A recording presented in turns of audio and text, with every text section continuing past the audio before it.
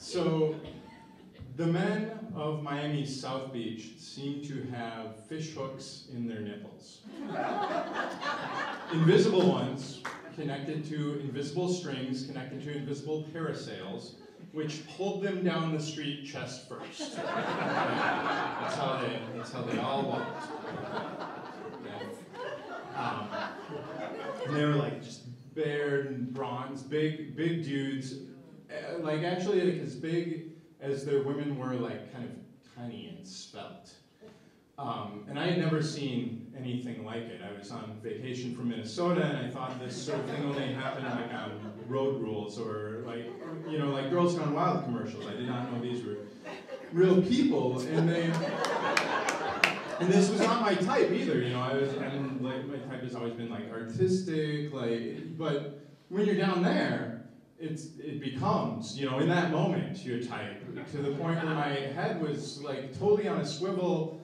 And I thought, like, I told a friend later that, you know, in like the ubiquitous beach shops where they have the t-shirts and hats, they should sell souvenir neck braces that say, "I objectified women on South Beach, 2006.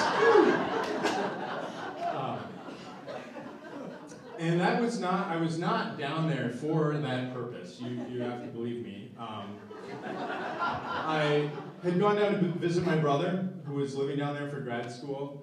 And I had stayed with him for the week, like out in Coral Gables, like way out in the suburbs. But I was out of like a relationship that had been a breakup, and I went to visit my brother and I thought, you know, like my last night, I should really have like the real Miami experience, right?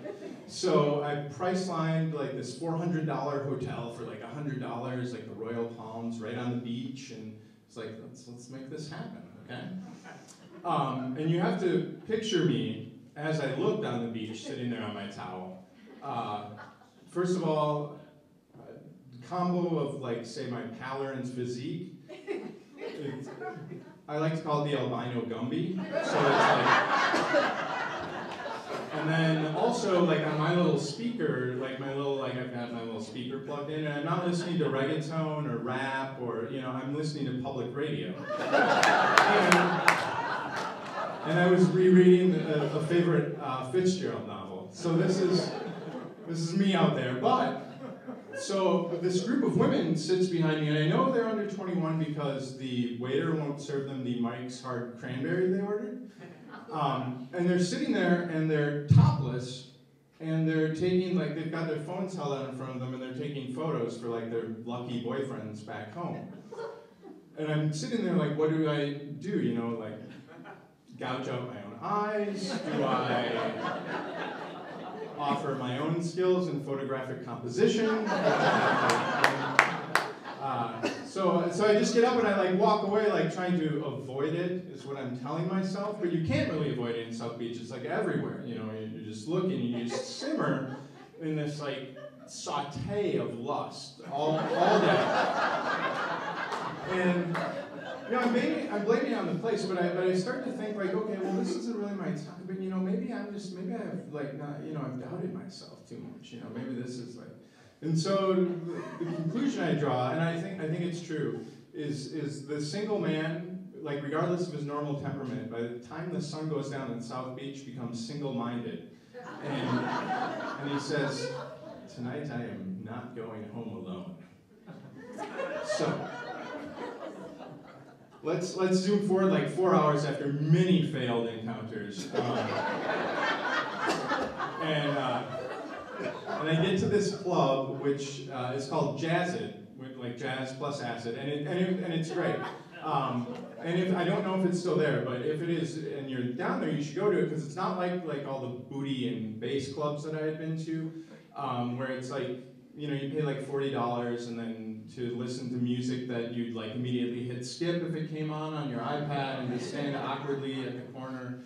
But Jazzid, so they had, and I think they just generally have live music, but this band, like, it had this lead singer with these dreads, and he would switch between like reggae and rap and salsa, and they had like a live horn section, but also like a DJ on turntables, but also like an upright bassist, and everybody's dancing, and like the currency of like, it's just, it's movement. The currency of the place is movement. Okay, everybody's moving. Like the stools are loose because like even people sitting, they can't stop like shaking their hips.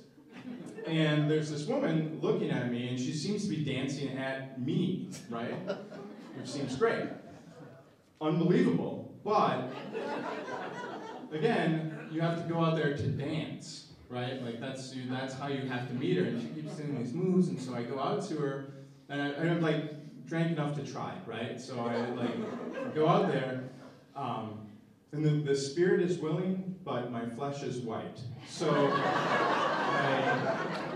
like try, and she's very gracious about it. Like this beautiful Miami woman, you know, she's very gracious about it. But then she's stolen away by this frat boy who apparently has like another white guy, but he's been taking like salsa lessons in his free time, you know. And I just have to watch, you know. And I'm like, between the, you know, keg stands and daybreak, where did he find the time? Not that I was bitter. So we'll zoom forward like another couple hours. Like it's just everything terrible. So I'm like almost back to my hotel, and I'm like you know, really drunk, and I just want to make it to my elevator. I don't even care anymore. And then this woman comes through the door, and she comes running, and she's in this like black dress, and she says, you know, what are the rooms like on your side of the hotel? And I say, what? And she says, no, I have this bet with my friend that the rooms on your side of the hotel are nicer than the rooms on our side of the hotel. And then her friend comes running through the door and says, Haley, we're not doing this tonight.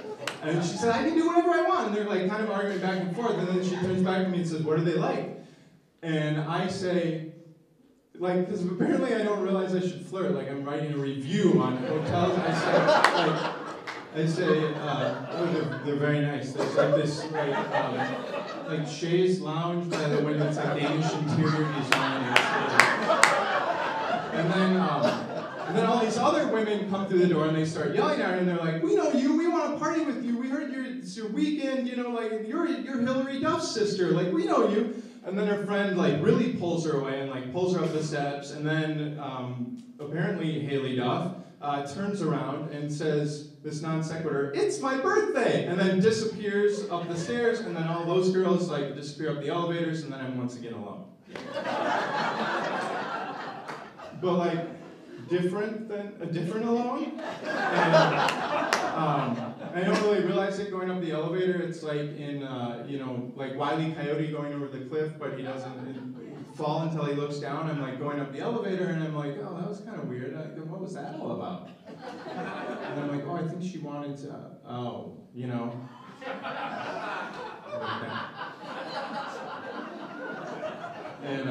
And you know, like then, no, even now, I like to think I'm not affected by like, you know, pop culture or whatever, but I really want. It was a long time before I fell asleep. Is what I'm saying. So the next morning, it's like the maid's pounding on the door. It's already like noon, and I'm housekeeper is the proper term, not maid. At any rate, I was pounding on the door, and I'm like trying to like pack up. I like was super hungover, slept in, and I'm checking my bill on like the little online thing.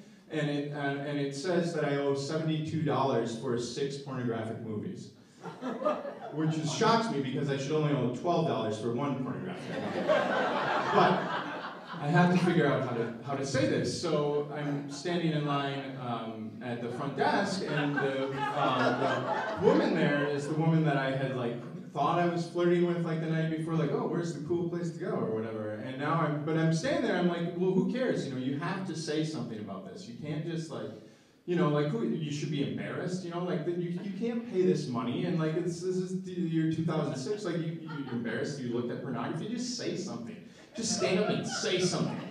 So then I get to the front, and she's like, how was your stay? Oh, good. And well, here's your bill. You know, is this your bill? And she looks at it, and her face kind of changes, which I think is because it shows there's like 12 hours of pornography on there, which would mean that I had like, after talking to her, I would have just gone upstairs and watched porno like non-stop and then come down, and here I am.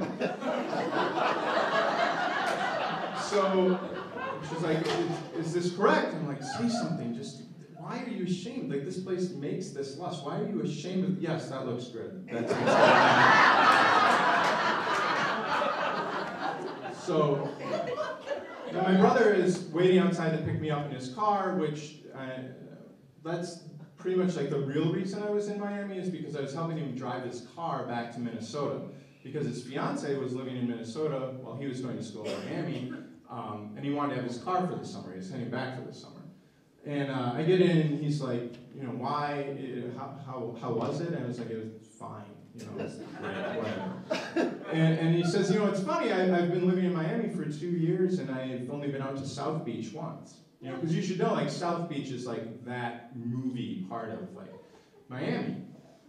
And as we're driving along, like, you know, there's all the sights, and I'm looking at him, and I notice my brother's just got his gaze locked, like, straight ahead, you know, and he's not looking.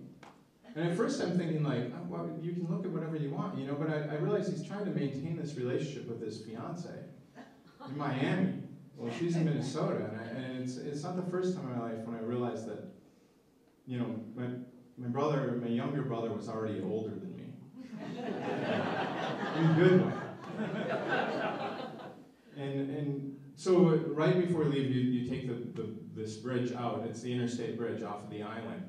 And I saw this woman applying like this aerosol sunscreen, which is which seemed perfect for Miami, because it's like, you know, it's so focused on the surface and kind of stupid, because you're breaking down the ozone layer while protecting yourself from the broke down ozone layer.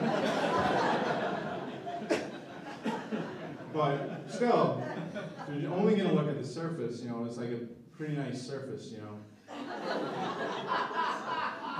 But I was happy to leave too, you know, because I knew as soon as I got back to Minnesota, I'd be looking for someone again. But it'd be more my type of person. But what I realized was that it's not like how male is it to think like, oh, I picked this certain type of woman or this certain type of woman. Like, no, we end up picking the type of people that pick us, you know.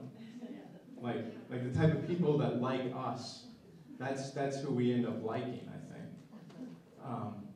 Still, crossing the bridge, I looked over my shoulder, you know, and I was like wistful, but also happy to be leaving, because I think there's still something druggy in that nubile air.